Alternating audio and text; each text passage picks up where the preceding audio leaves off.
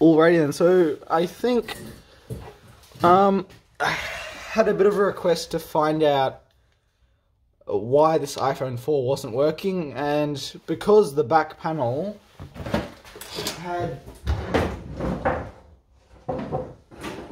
hadn't broken, I was unaware as to what was causing the issue for the battery not to work, but I think it's fair to assume that this thing is a bit puffed. You can see that right there, and then if I bring it up to the camera, you can see it's quite swollen. So today I'm going to just be removing that. I already have the back panel off.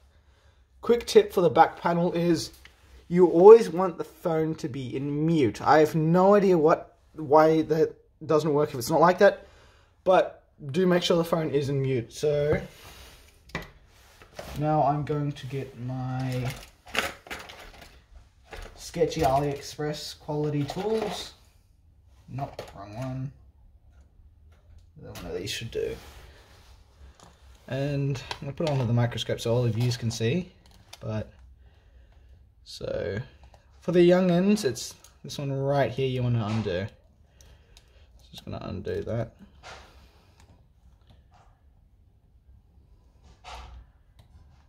And because we're doing a battery replacement, it doesn't necessarily matter a whole bunch about disconnecting the battery because it is a process you will have to do automatically.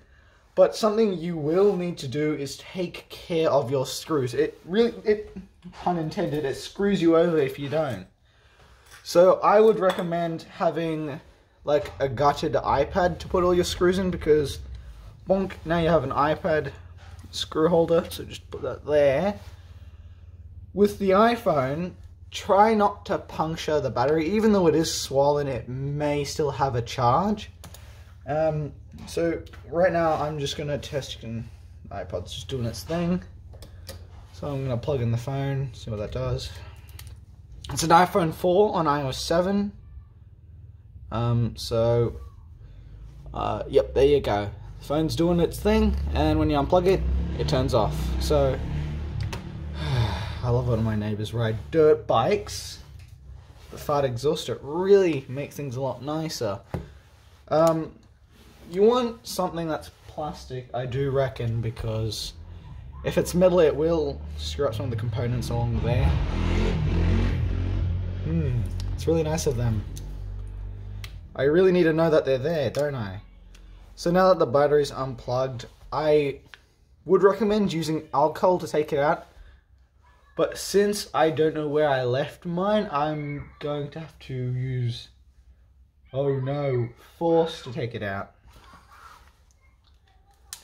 So with that, there you go, battery's all taken out.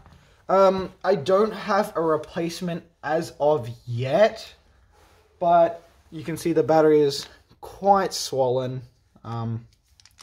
Yikes, that's going to need to be thrown out. When throwing out your batteries, go to places like Officeworks and other trusted recyclers like that, because they will have bags that are meant to hold batteries, and they won't set on fire and cause the joint to burn down. Other than that, it's now just a straightforward process of buttoning it back up, pretending that it still, yes, does have a battery, and voila. With the phone, now that you want to put it back on, it's quite a simple process.